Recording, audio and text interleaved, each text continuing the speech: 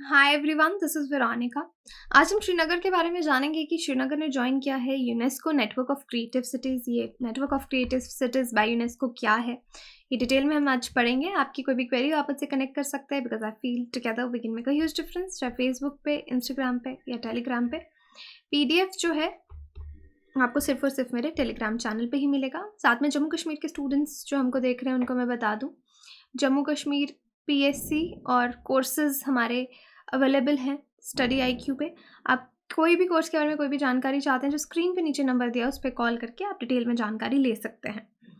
Now coming back to the topic, Srinagar summer capital है Jammu Kashmir union territory की। जम्मू कश्मीर पहले state था, अब यूनियन टेरिटरी है। इसकी दो कैपिटल्स हैं, समर कैपिटल आपका श्रीनगर है, विंटर कैपिटल आपका जम्मू है। तो हम श्रीनगर की यहाँ पे बात कर रहे हैं, जो कि समर कैपिटल है जम्मू का। 49 सिटीज़ में से सिलेक्ट हुआ है, में से नहीं, आई मीन कि 49 सिटीज़ टोटल सिलेक्ट हुई हैं वर्ल्ड वाइड, पूरी दुनिया में, जो यूनेस्को क्रिएटिव सिटीज़ नेटवर्क का पार्ट है। उनमें से एक सिटी है आपकी श्रीनगर। ठीक है, अब यूनेस्को क्रिएटिव सिटीज़ नेटवर्क को शॉर्ट में UCCN कहा जाता है, और प्राइम मिनिस्टर ने भी इस डिसीजन को बहुत हेल किया है, अप्रिशिएट किया है कि अच्छा रिकॉग्निशन यहाँ पे श्रीनगर को मिला है उसके वाइब्रेंट कल्चर और जो ओल्ड सिटीज़ के एथोज़ हैं उसके लिए। तो यहाँ पे आप यूनेस्को की साइट पे भी ये देख सकते हैं, Srinagar join UNESCO network of creative cities.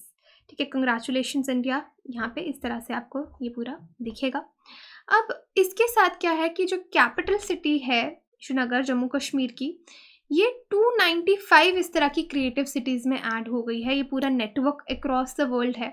India की और भी सिटीज़ यहाँ पे हैं, जैसे कि मुंबई, चेन्नई, हैदराबाद, वाराणसी, जयपुर, ये पहले से यहाँ पे एडेड है। और श्रीनगर इनमें 6th इंडियन सिटी हो गया है, ये उपाधि जिसको मिली है, जिसको ऐड किया गया है नेटवर्क में। तो पहले से आप देख सकते हैं कि कौन कौन सी सिटीज़ ऑलरेडी हैं। दिस इज़ इम्पॉर्टेंट फैक्ट, आप याद रखिए। मुंबई, चेन्नई, हैदराबाद, वाराणसी, जयपुर और अब श्रीनगर। अब हम बात करते हैं यूनेस्को क्रिएटिव सिटीज़ नेटवर्क क्या है। ये एक प्रोजेक्ट है जिसको यूनेस्को ने लॉन्च किया था। तो हमें यहाँ पे यूनेस्को बोल रहे हैं, मुझे कमेंट सेक्शन में बताइए यूनेस्को का फुल फॉर्म क्या है और क्यों यूनेस्को का क्या मकसद है, क्यों ये ऑर्गेनाइजेशन बनाया गया था।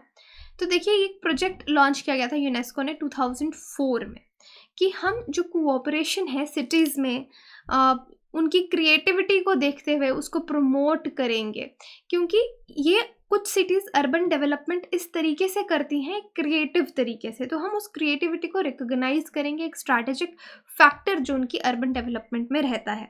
तो यूनेस्को के अकॉर्डिंग जिन सिटीज़ को डेजिग्नेट किया गया है क्रिएटिव सिटीज़ वर्क टुगेदर, तो इस तरह की सिटीज़ साथ में मिलकर काम करेंगे एक कॉमन ऑब्जेक्टिव। वो कॉमन ऑब्जेक्टिव क्या है? Placing creativity and cultural industries at the heart of their development plans. कि मतलब जब आप एक सिटी को डेवलप कर रहे हैं, अर्बन डेवलपमेंट जिस तरीके से होती है, तो कल्चर और क्रिएटिविटी को आप सेंटर में लेके चलो, उसके आगे पीछे डेवलपमेंट करो लोकल लेवल पे, और कोऑपरेट करो एट इंटरनेशनल लेवल। ये इसका एक कॉमन ऑब्जेक्टिव है। यूनेस्को डेजिग्नेट करता है क्रिएटिव सिटीज़ को 7 अलग अलग फील्ड में। ये अलग अलग फील्ड क्या है कि कोई सिटी क्राफ्ट के लिए फेमस है, कोई वहाँ के फोक आर्ट के लिए फेमस है, कोई मीडिया आर्ट के लिए, film design, gastronomy, literature, music. तो श्रीनगर को किस चीज़ के लिए डेजिग्नेट किया गया है creative city? In crafts and folk arts. तो क्राफ्ट्स और फोक आर्ट्स के लिए रिकॉग्निशन श्रीनगर को मिली है। ये इसमें जयपुर के बाद 2nd सिटी है इंडिया में। जयपुर को भी क्राफ्ट्स एंड फोक आर्ट्स में ही रिकॉग्नाइज किया गया है, लेकिन मुंबई को फिल्म कैटेगरी में रखा गया है। चेन्नई, वाराणसी UCCN का पार्ट है उनके म्यूज़िक की वजह से, और हैदराबाद जो है वो गैस्ट्रोनॉमी कैटेगरी में, उसको UCCN रिकॉग्निशन मिला है। अब ये प्रोसेस क्या है, किस तरह से सिटी को सिलेक्ट किया जाता है? हर साल हर सिटी जो इंटरेस्टेड हो वो एप्लीकेशन देती है। काफ़ी सारी cities across the globe application देती हैं UCCN प्रोजेक्ट के अंडर। इन एप्लीकेशन को इंडिया में जैसे जब अप्लाई करना है आपको, तो मिनिस्ट्री ऑफ कल्चर फॉरवर्ड करता है आगे। अब इस साल 4 इंडियन सिटीज़ जो हैं उनको भेजा गया था, जैसे कोलकाता, खुद ब खुद ही मेरा स्लाइड आगे हो गया है, कोलकाता, ग्वालियर। चलिए उस स्लाइड पे रुक नहीं रहा, पता नहीं कुछ टेक्निकल इशू आ रहा है, but let me tell you slide में क्या लिखा है कि इस साल फॉरवर्ड कौन कौन सी सिटीज़ ने इंडिया से अप्लाई किया था। कोलकाता ने किया था, ग्वालियर ने किया था, उसके बाद इंदौर ने किया था, एंड फिर आपका श्रीनगर ने किया था। अब इसमें से जब मिनिस्ट्री ऑफ कल्चर आगे फॉरवर्ड करती है इंडिया की, तो उन्होंने देखा कि कोलकाता और इंदौर का जो एप्लीकेशन है वो इनकम्प्लीट है। ओके, तो सिर्फ ग्वालियर और श्रीनगर का एप्लीकेशन आगे फॉरवर्ड किया गया। तो वैसे नॉर्म ये है कि हर देश से 2 सिटीज़ को ये ऐड किया जाता है नेटवर्क में, लेकिन इस बार सिर्फ श्रीनगर को ही ये जो रिकॉग्निशन है वो मिली। तो श्रीनगर सिटी ने अप्लाई किया था 2018 में, लेकिन तब ये एप्लीकेशन रिजेक्ट कर दी गई थी।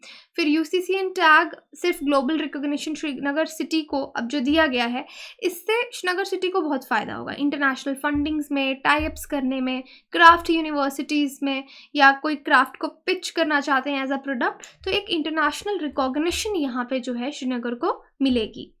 तो यूनेस्को को जब आपने ज्वाइन कर लिया एज क्रिएटिव सिटीज़ नेटवर्क, तो यहाँ पे बेस्ट प्रैक्टिसेस आपका ये सिटी जो है वो कमिट करती है कि आप अच्छे से अच्छे प्रैक्टिसेस इन्वॉल्व करेंगे पार्टनरशिप्स डेवलप करने में, चाहे वो पब्लिक पार्टनरशिप्स हों या आपके प्राइवेट सेक्टर्स की पार्टनरशिप्स हों।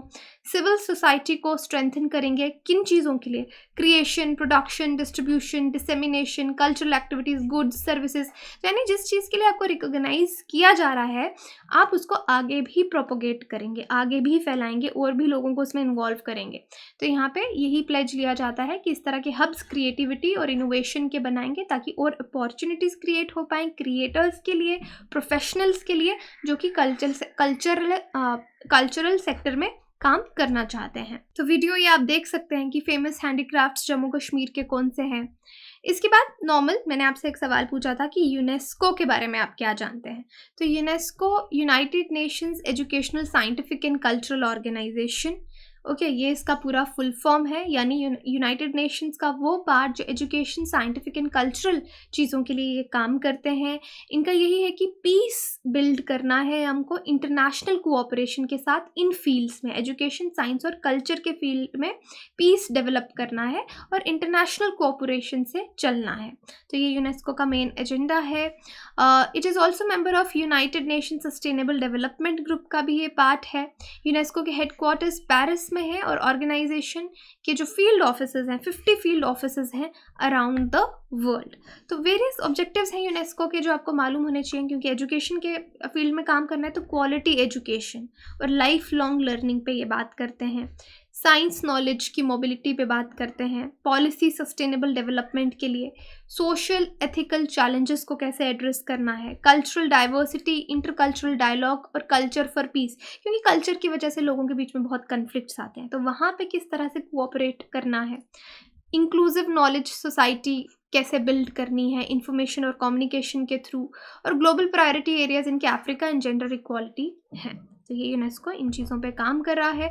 और आई थिंक अब आपको काफ़ी चीज़ें यूनेस्को के साथ साथ जो क्रिएटिव सिटीज़ का नेटवर्क है इसके बारे में भी पता चला होगा। तो काफ़ी इंपॉर्टेंट ये टॉपिक हो जाता है। Which of the following is not included in UNESCO world network of biosphere reserve under the man and biosphere programme map. तो ये थोड़ा टॉपिक से हटके है, बट अगर आपने पढ़ा है तो आपको ये आता होगा। रिवर्स इंजीनियरिंग तरीके से आप इसको पढ़ सकते हैं, क्योंकि कई बार हम इस तरह का क्वेश्चन ऐड करते हैं कि अब आपने जैसे टॉपिक पढ़ा, यहाँ पे आया मैन एंड बायोस्फीयर प्रोग्राम के बारे में, आपने नहीं पढ़ा तो आप गूगल पे सर्च कीजिए, इसका आंसर ढूंढिए, ताकि आपको एक रिवर्स इंजीनियरिंग तरीके से भी पढ़ने की आदत पड़े। तो बताइए इसका सही आंसर क्या है कमेंट सेक्शन में। नहीं पता तो पढ़ के गूगल करके आप पोल में पार्टिसिपेट कीजिए टेलीग्राम पे। बाकी आप हमारी वेबसाइट विजिट कर सकते हैं, एप्लीकेशन डाउनलोड कर सकते हैं कोर्सेज़ की जानकारी के लिए। EMI पे भी कोर्सेज अवेलेबल हैं। कोई भी जानकारी चाहते हैं जो स्क्रीन पे नंबर्स उस पर कॉल करके आप डिटेल में इन्फॉर्मेशन ले सकते हैं। Thank you so much.